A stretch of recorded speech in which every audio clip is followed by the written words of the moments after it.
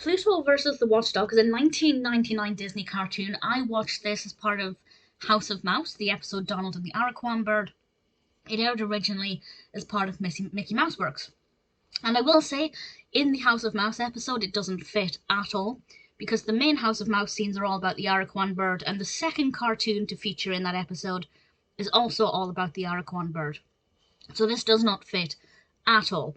But watching it on its own or judging it in isolation, it's pretty good. It starts off rather brilliantly, actually, as Mickey Mouse burgles his own house.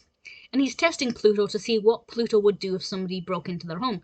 And obviously Pluto doesn't exactly try to ward off or fend off this burglar. And Mickey's like, well, you're not a very good watchdog. So he brings in this watchdog. And it's a very large dog. I love the design of it. It's definitely overpowering. It doesn't look like it would be very fast, but it definitely doesn't look like a dog I'd like to come up against. But this watchdog is not everything that it seems to be.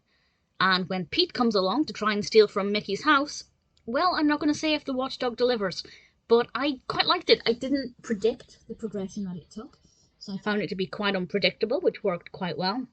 And also, I loved Pluto's loyalty. He had a chance to really show that he could do things right, or at least, do things with Mickey's best interest. And I think that was really important to save the character, to save his characteristics. And I quite enjoyed it. Very brief cartoon. I'm not entirely sure how long it runs for, but it's about the average kind of 3-4 minutes of these smaller cartoons in House of Mouse. Maybe slightly longer than that.